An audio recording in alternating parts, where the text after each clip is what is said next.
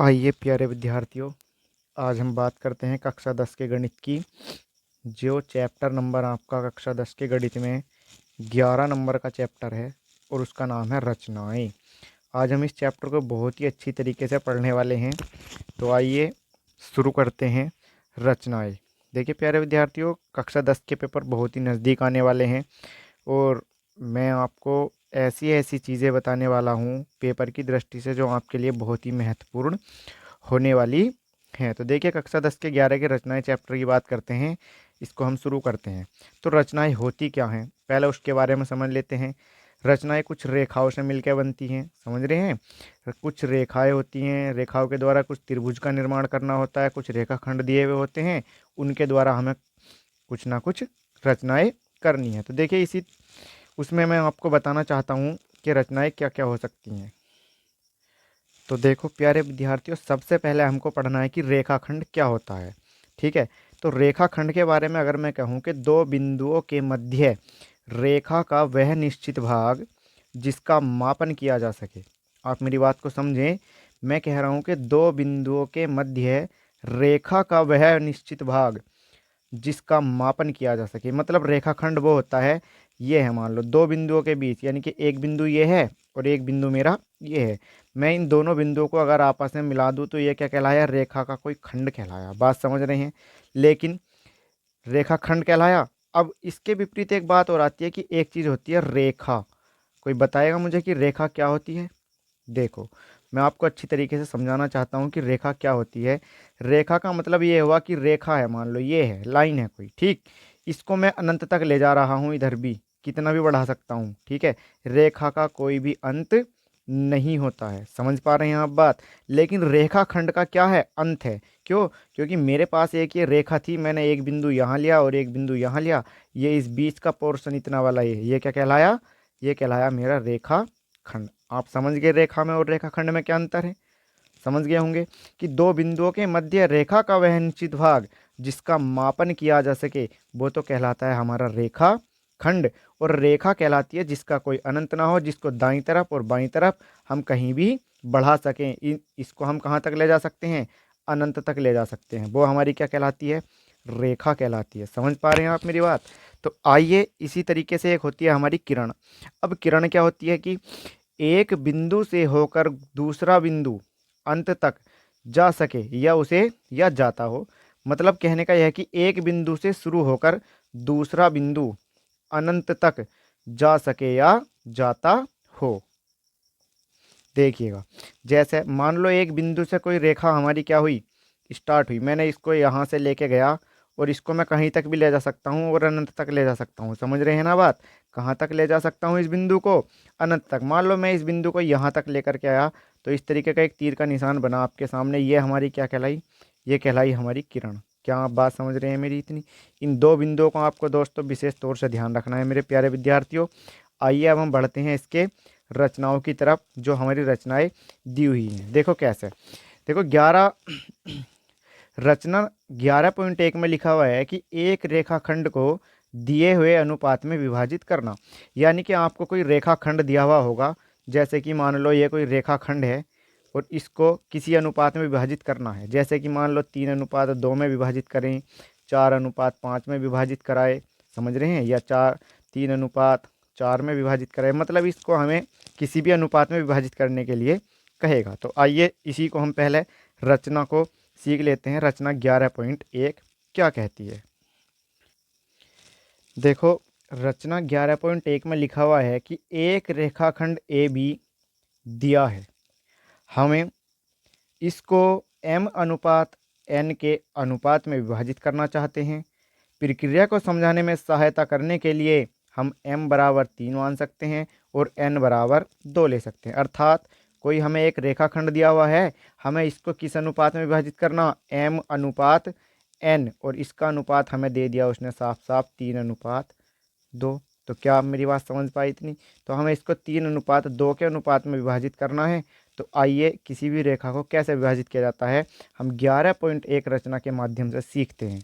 ठीक है। वीडियो अगर पसंद आए तो लाइक और सब्सक्राइब करना ना भूलें। देखिए बढ़ते हैं आगे। तो देखिए मेरे प्यारे विद्यार्थियों, जैसा कि मैंने आपको अभी अभी बताया है कि कोई रेखाखंड है, उस रेखाखंड को हमें बांटना है किसके अनुपात में, 3:2 के अनुपात में हमें इसको बांटना। बात इतनी आपको ध्यान रखनी है यहाँ पर कि हम अभी सिर्फ रेखाखंड को 3:2 के अनुपात में बांटना चाहते हैं। किसी भी रेखाखंड को किस अनुपात में बांटना चाहते हैं, 3:2 के अनुपात में। तो देखिए, सबसे पहले आपको इसके लिए एक पटरी की आवश्यकता पड़ेगी, एक प्रकार की आवश्यकता पड़ेगी, और एक आप हो सकता है तो कच्ची पेंसिल की व्यवस्था करेंगे। ठीक समझ रहे हैं ना इतनी बात। तो जिस तरीके से मैं आपको करा रहा हूँ उसको आज अच्छी तरीके से सीख लीजिए कि किसी भी रेखाखंड की रचना कैसे की जाती है। मैं आपको समझाऊंगा बहुत ही अच्छी तरीके से, देखिएगा। तो ये कोई निश्चित दूरी नहीं है कि आप हाँ निश्चित दूरी ही लेंगे यहाँ पर। तो देखो दोस्तों, यहाँ पर क्या करना है आपको, सबसे पहले कोई एक रेखा खींचिए, ठीक है ना। कोई भी आप रेखाखंड ले लीजिए किसी भी माप का। ठीक समझ पा रहे हैं ना आप मेरी बात। मान लो मैं यहाँ पर इतने सेंटीमीटर की रेखा ले लेता हूँ, नापना कोई आवश्यक है नहीं, नापना कोई भी आवश्यकता है नहीं, लेकिन मैं फिर भी आपको बता दे रहा हूँ, ठीक है ना। हमने यहाँ पर एक रेखा ली जिसको हमने नाम दिया ए और बी। रेखा नहीं कहेंगे इसको, अब क्या कहेंगे हम, रेखाखंड, क्योंकि हमने इस पर बिंदु अंकित कर दिए हैं। समझ रहे हैं ना आप मेरी बात को। अब दूसरा स्टेप हमारा क्या है, अब हमें बांटना है किस अनुपात में इसे, 3:2 के अनुपात में। ठीक, तो अब हमको क्या करना है, अब हमको ये करना है कि सबसे शुरू में इन 3 को और 2 को जोड़ लीजिए। 3 और 2 जोड़ के कितने हुए यहाँ पर, 5 हो गए। ठीक है, अब हमें इस बिंदु ए से, इस बिंदु ए से बी की तरफ एक क्या खींचना है, किरण खींचना है। समझ रहे हैं आप मेरी बात को, क्या खींचनी है, किरण खींचनी है। कोई भी नाप हो सकती है, नाप यहाँ पर निश्चित नहीं लेंगे, जो आपका मन करे इस तरीके से आप ले सकते हैं। तो देखिए, मैं यहाँ पर एक रेखाखंड से बिंदु ए से और बिंदु बी की तरफ कोई भी एक किरण खींच देता हूँ। इसको नाम क्या दिया हमने, इसका नाम कोई भी रख लेंगे, किरण। ठीक, क्या कहलाई, ये हमारी एक किरण कहलाई, ठीक है ना। ये किरण का ही साइन होता है इस तरीके से। हमने इसको नाम दे दिया एक्स, समझ गए आप। अब उसके बाद हमें क्या करना है, हमें अनुपात में बांटना था इसको, 3:2 के अनुपात में। अब हमने ये 5 क्यों लिखा था, ठीक है ना, हमने ये 5 इसलिए लिखा था क्योंकि हमें इस बिंदु पर जो हमने किरण एक्स खींची है, इस पर हमें 5 क्या करने हैं, कट लगानी है। समझ रहे हैं ना, चाप लगानी है 5। वो किसकी सहायता से, प्रकार की सहायता से। ठीक है, अब ये नाप भी निश्चित नहीं होगी कि हाँ हमें इसी नाप के लगाने हैं, वो चाहे आपका जितना मन हो उतना लगा सकते हैं, ठीक है ना। तो आप प्रकार में कोई भी दूरी भर लीजिए, नापने की कोई आवश्यकता नहीं है, कोई भी दूरी ले सकते हैं आप। और आपको कितने कट लगाने हैं यहाँ पर, 5 कट लगाने हैं। ठीक, तो कोई भी दूरी ले लीजिए पहले आप। मान लो मेरे मन में इतनी दूरी आई, मैंने इतनी ले ली। ये कट लगानी है हमको इसी तरीके से यहाँ पर 5, 2, 3, 4 और ये हो गई 5। ठीक, उसके बाद उसके बाद का स्टेप हमारा ये है कि हमें क्या करना है, उठा करके अपनी पटरी को, इसको नाम दे दीजिए पहले। तो जो हमने चाप लगाए ना, इनको आप नाम देंगे। देखो इस बिंदु का नाम ए है, तो हम इसको नाम दे सकते हैं A1, A2, A3, A4 और A5। इतनी बात आप समझ गए होंगे अच्छी तरीके से। तो देखिए, अब हमें क्या करना है, बिंदु बी को बिंदु A5 से मिला दीजिए। बिंदु बी को बिंदु A5 से क्या कर देना है, हमें मिला देना है यहाँ पर। ठीक है, इसको हमने क्या कर दिया, आपस में मिला दिया। इतनी बात भी आप समझ गए होंगे। ये हमारा तीसरा स्टेप है। देखो पहला स्टेप क्या था, एक बार पुनः सुन लेंगे मेरी बात को। पहला स्टेप, कोई भी रेखाखंड खींचा जिसको हमने नाम दिया ए और बी। फिर ए की तरफ से हमने कोई किरण खींची, ठीक, जिसको हमने नाम दिया एक्स। फिर उसके बाद में हमने अपने प्रकार की सहायता से कोई भी नाप के 5 कट लगाए। 5 ही क्यों लगाए, क्योंकि अनुपात कितना है, 3:2, और इन 3 को और 2 को जोड़ के कितना बनता है, 5 बनता है।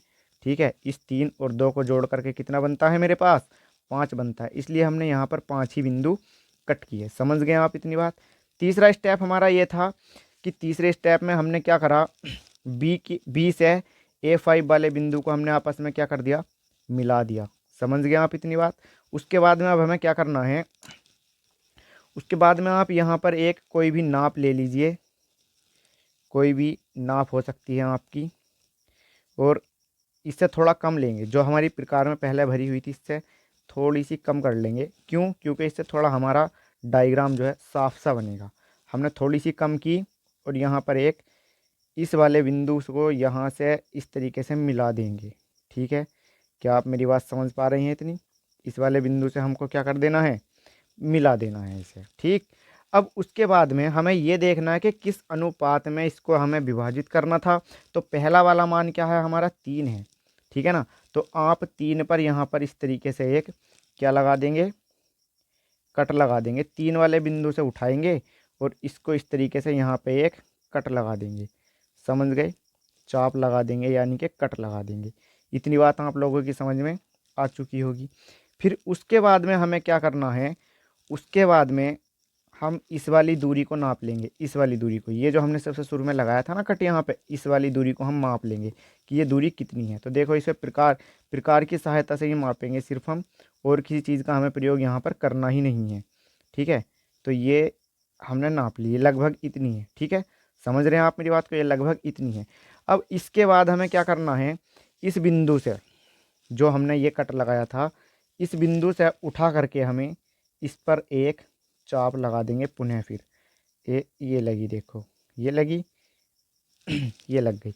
अब सिंपल सी बात ये है कि हमको क्या करना है? ये वाला बिंदु, क्योंकि हमें तीसरे अनुपात में बांटना था तो 3 पे आ गए। 3 वाले बिंदु को और इस वाले बिंदु को आपस में टच करते हुए एक ए और बी के, A5 और बी के समांतर कोई रेखा खींच देंगे। समझ गए? कोई भी रेखा हम खींच देंगे। यहाँ पर ये रेखा बिल्कुल सीधी खींचेंगे। ये रेखा हमने क्या कर दी? खींच दी। ठीक है, इस रेखा को नाम दे सकते हैं हम अब सी। ठीक, ये आपकी समझ में आ चुका होगा। तो ये हमारा पूरा जो हमारा रचना 11.1 थी, और उसमें एक छोटा सा सवाल भी दिया हुआ था। हमने वो करना सीखा कि उसको हम कैसे करते हैं। अब ये हुआ नहीं, अभी सिर्फ हमने इसका डायग्राम बनाया है। अब मैं आपको बताऊंगा कि रचना के चरण जो जो हमने इसमें करा है वो क्या है। देखो, इसको 3 नाम देंगे, इसको 2 नाम देंगे। ये 3:2 के अनुपात में विभाजित हो चुका है। समझ गए आप इतनी बात? तो आइए बढ़ते हैं, इसके रचना के चरण कौन कौन से हैं, क्या क्या हमने किया है। तो देखो प्यारे विद्यार्थियों, सबसे पहले हमने क्या करा था कि ए बी से नीचे की ओर न्यून कोण बनाती हुई किरण AX खींची। ये न्यून कोण ही तो है, क्योंकि 90 अंश का कोण हमारा यहाँ पर होता है। देखो ये 90 अंश का कोण जा रहा है ना, हमने 90 अंश से किसी की उस पर कोण खींच सकते हैं आप 90 अंश से कम, यानी कि न्यून कोण आप कुछ भी ले सकते हैं। समझ रहे हैं? तो हमने सबसे शुरू में ये करा। उसके बाद में हमने क्या करा कि AX पर 5 बिंदु A1 A2 A3 A4 व A5 का प्रयोग किया। ठीक,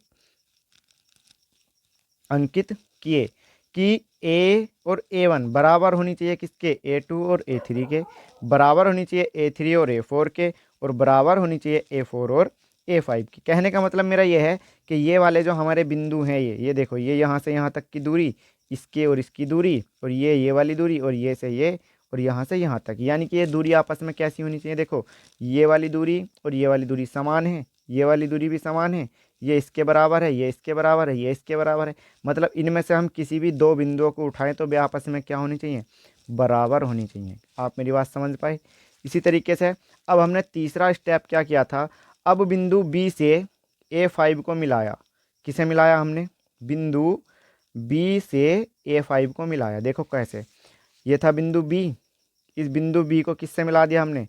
A5 से मिला दिया। ठीक, उसके बाद हमने क्या किया?